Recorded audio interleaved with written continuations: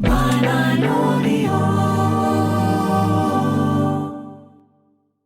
Hello and welcome to the Byline podcast from the Byline Times. The Byline Times, it's what the papers don't say, what radio doesn't report and what telly doesn't tell you. This time, talking about the rise of the populist right across Europe and the United States. The flag bearers for the populist right movement are Donald Trump, who, after surviving a recent assassination attempt, is still vying for a second term in the White House. And there's Viktor Orban, the Hungarian Prime Minister, multiple election winner and the bane of other EU leaders because of his closeness to Vladimir Putin. In France, the far-right RN won more seats than any other party in the recent European elections, while in the same poll in Germany, the far-right AfD came second, securing 16% of the votes. Here in the UK, the closest equivalent is Reform, led by Nigel Farage on a platform of strict migration controls. Reform won only 5 seats in the recent parliamentary elections, but took 14% of the vote. So what lies behind the success of the populists and how can they be countered? We're going to hear from John Bloomfield and David Edgar, authors of The Little Black Book of the Populist Right, published by Byline Books. John is an academic and journalist. David is a playwright of some renown. I'll put it to John that one key feature of the book is that they're keen to distinguish the modern-day populist right from fascism, with which it is sometimes associated. Indeed. Yeah, we're quite keen to ensure that when we're tackling this question, we don't just shout at people we don't like and don't just swear at them and just be abusive. There are people who are angry, but they're not fascists. And that strikes me as really important. We make that distinction. The populist right, many of the parties have origins and links with the interwar fascist movements. They've sought to, in various ways, distance themselves to a greater or lesser extent in different countries from those. Some of the populist right don't have any fascist roots at all, but they're all exploiting the anger and the discontent and the unease amongst lots of working people with the situation in which they find themselves.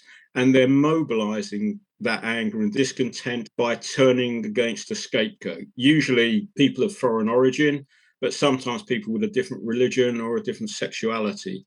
So there's an interesting mixture. Some of these groups do draw on the fascist past, but we think it's better to focus on how to challenge and respond to the discontents, and then to point out where they are racist and where they're drawing on xenophobia, where they're seeking to exploit and point the finger at some other. That's the common thread that we're doing. That's why we call them the populist right. There are fascist dangers. So far, by and large, these parties have operated within the realms of electoral democracy. They've tried to bend the rules, like Orban in Hungary.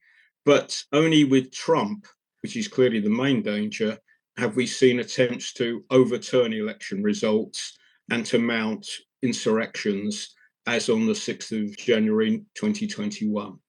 So I think that it's not that there aren't connections with the 1930s, but I don't think it's adequate for progressives and for the left to just caricature them all as fascists. So, David, we're looking at common features which might involve the othering of perhaps migrants or people of a different sexual orientation. We're talking about a suspicion of what they call globalism, neoliberal economics, for example, the areas where they gather around. That's right. I think one of the things that we've observed is that the national populist movement, which does come from all sorts of different tributaries, is now developing a kind of shared narrative. And that narrative you can see in the rhetoric of Viktor Orban in Hungary in particular, who's the one who's been in power for longer than anybody else. He's been in power since 2010. He's won 4 elections. And he's the kind of center of an international movement, which includes Brits and includes Americans and Europeans. And this narrative is that there's a liberal elite which has taken over society and that they have progressive opinions, but they're also connected with big business. And that's where globalism comes into it. And so the opposition to that is the popular majority. And the popular majority are not necessarily pro-capitalist. And in fact, in many ways, they're hostile to it. And so you get a kind of redrawing of the traditional fault line, which has on the left, you have economic interventionists, but also people who are liberal about progressive issues like sexuality and race. And then on the right, you have people who are liberal on economics who believe in the untrammeled free market, but who also are very conservative on socialism. And it's kind of remodeled that. So the coalition that, for example, Boris Johnson invented in 2019 when he tapped the red wall seats in Britain was indeed socially very conservative, pro-Brexit, anti-immigration, pretty socially conservative on sexual and family issues as well, but was actually seemingly left-wing on economics. And in Johnson's case, that was levelling up. And you can see that in France, where Marine Le Pen describes her party as France's premier working class party. You can see it elsewhere with formerly quite traditional conservative parties like the Law and Justice Party in Poland, suddenly backing welfare reforms, opposing the raising of the retirement age and so on. So it's become a very particular thing, which is why, again, the fascist label is sometimes misleading. It's become a very particular thing. And it is that ability to attract, to combine social conservatives with traditional working class voters who want more state intervention, which we think has led to the alarming success of national populism over the last 3 or 4 years. We should point out that this coalition disappoints. Trump promised all sorts of things to the industrial working class, but his main legacy was a huge tax cut to the rich. Johnson promised levelling up. He promised 40 new hospitals. They abolished, once Brexit was done, all the European monies that came to deprived parts of the country. And instead, Sunak indicated in one of his meetings with Tunbridge Wells Conservatives, he rejigged the Treasury formula to help give more money to deprived parts of the country like Tunbridge Wells. So they often try to bring this coalition together, try to make out that they're now appealing to people who are at the sharper end of life or whatever, or on lower incomes, but actually in office, they very much support the traditional interests of Conservatives and of the right. And in the UK, you've got ideologues like Matthew Goodwin, who would argue that working class people were betrayed essentially by both Thatcher and Blair, that Thatcher ushered in an era of neoliberal economics, which chimes with this globalist agenda, that if you simply allow free markets, free reign, then that is going to damage the interests of many working class people. They may be undercut by cheaper rivals abroad, for example, if they work in factories, and that following Thatcher's betrayal, Blair then betrayed them. He pursued a similar economic agenda, but also welcomed in tens of thousands of migrants through the European Union and so on. So this agenda, however, didn't actually get enacted in practice. This was kind of an agenda that Boris Johnson played to. He was, I suppose, the figurehead of the populist right in the UK. Now you've got Farage saying that the true Tory party is the Tory party that was made in UKIP's image. And as John pointed out, across Europe and North America, those economic promises, most being betrayed. We're also looking at the impact of the European elections. The populist right did much better than it's ever done before, but obviously it didn't win. And in most European countries, it's maximum 20% of the vote. But two things have happened. One is the cordon sanitaire, which prevented conservative parties in particular, after the horrors of the Second World War, in having anything to do with people who had any connection with fascism, that has gradually broken down, started in the early 2000s, and it increased with the crash of 2008. So now many, many European countries have far-right parties either as members of coalitions, in Italy leading coalitions, or as supporting the actual governing party. And one of the effects of that has been to drag other more conventional mainstream parties to the right. So you get a number of instances which we describe in the book, not just of conservative parties, but of social democratic parties, particularly on immigration, but not just on immigration, moving their parties to a much more right-wing stance for fear of this new kid on the block, despite the fact that the actual votes they're getting aren't enormous and certainly not a majority. I think you've picked up a crucial thing when you linked it to globalization and, in fact, that whole Blair Clinton third way philosophy. Because what we're saying is that in the post-Second World War era, where you had a mixed economy, social market economy, strong trade unions, you had a certain compromise between left and right that ensured that there was some relative equality or more equality than had existed pre-war. And gradually, both in the Reagan-Thatcher era and then with the adoption by Clinton and Blair of that wider third way philosophy, they imagined that the contradictions within society had disappeared. And the parties that had previously represented the Labour interest, working class interests and whatever, moved away from that position. And with the huge turmoil that came with the IT revolution and the transformation of the world of work, so that mines and shipyards and ports and big factories tended to disappear and whatever, you got a lot of dislocation and a lot of uncertainty and a feeling that we were being left behind. And it's that Marine Le Pen, Farage and others have picked up on. And if you like, the contemptuous phrase, "your old Labour," it says it within the actual term, left the people who were old Labour, who had the dignity and respect of solid work and whatever, with no one giving voice to them. So that's part of the appeal, isn't it, of the populist right? It says to people who have been left behind by economic progress, we will offer you stability within your community. You will not have the same level of competition from China or from the Far East or whatever in terms of the world of work. We will give you jobs. Neither will the stability of your community be jeopardized by outsiders, however they may be defined, whether they're people of a different ethnicity to you, whether people of a different sexual orientation to you. And that's obviously quite a beguiling offer to people, isn't it? Electorally attractive. So when you challenge that, how do you challenge that? Where do you say that's wrong, or where do you start picking that apart? Look, there's two things. One, on the economics, this is a chimera.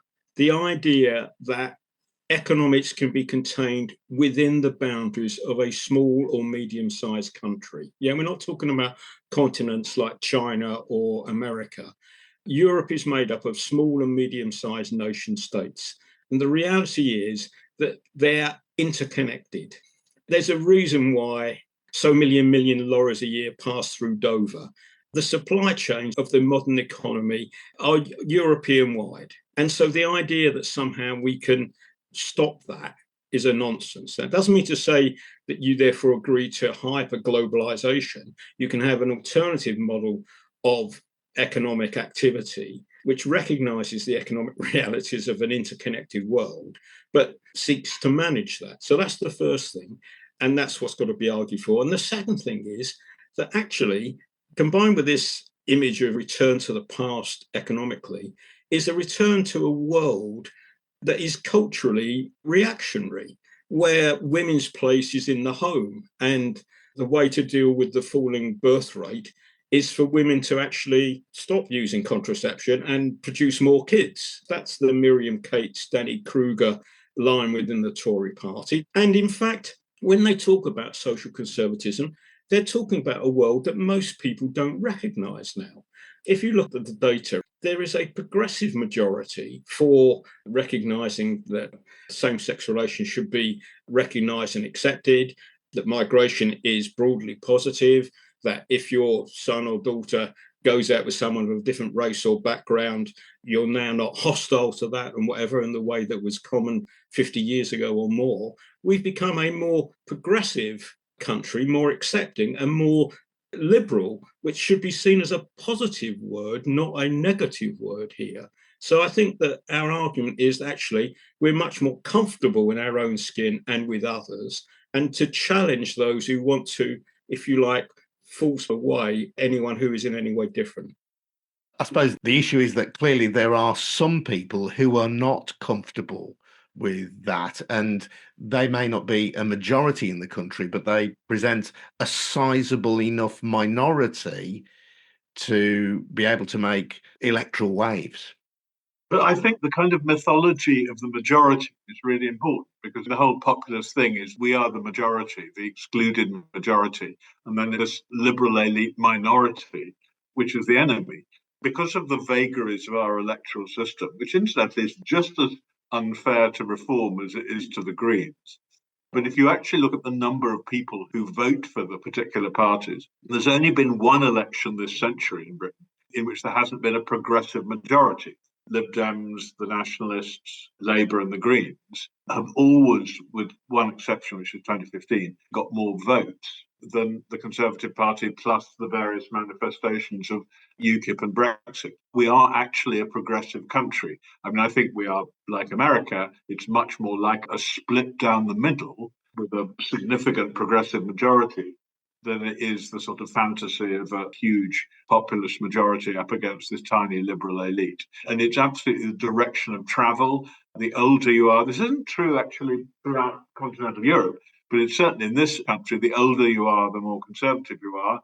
And as a corollary, the younger you are, and therefore the longer you're going to be around, the more progressive you are. So we think the future is good in that respect for progressive politics. But the danger is that the fear of the mythical populist majority will drag mainstream politics to the right.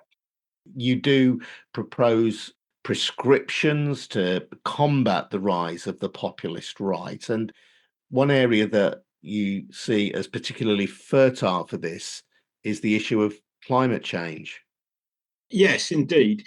And again, if you look at the data, the overall recognition, and this is true in the data that's been done on voters in so-called red wall constituencies as well as elsewhere, there's very little difference when they're asked how important you see the issue of climate change. The scientific reality with regard to climate change is now almost undeniable. Only those with their head in the sand are denying the reality. There are obviously issues with regard to how do you make the change? How do you make the transition? And how do you make it in a way that combines tackling the climate issues in a socially just manner? And you can't just leave it to market forces to do that. And so therefore, if you want to transform people's homes so that we do without the 24 million gas boilers and whatever, you've got to do it in a way that provides financial support and incentives to middle and low income households. And that involves public investment and public engagement. So in other words, you've got to challenge the neoliberal model of, well, we just leave it to the market, and recognize that the transition will take some time, that it does involve changes in behavior and whatever. But the crucial things are that you give significant support to people in helping to make that transition possible. And of course, the less money that is being provided, the more space it leaves for the denialists and for the ultra-right to then say, oh, look, there are extra costs on low-income households. So suddenly there's a solidarity with low-income households that they don't show any other time, but they use that to then slow down the pace of change. So we've got to say, look, there's plenty of potential for change. There's plenty of new jobs that can be created. There's plenty of ways that warmer, more efficient homes will be nicer for you to live in and whatever. But people have got to be helped and provided with support in that transition. John Bloomfield. My thanks to him and to David Edgar. The Little Black Book of the Populist Right is published by Byline Books and is out now. This podcast is a Byline audio production by me, Adrian Goldberg, and Harvey White. If you head over to bylineaudio.com, you can listen to more of our podcasts, including the brilliant Utter Bollocks with Otto English and John Mitchinson. Myth busting at its best. You can stream it free, but there is additional content and an ad-free version of this podcast if you take out a subscription. Head over to bylineaudio.com for more details. Thanks for listening. We'll see you again soon. Cheers now. Bye-bye.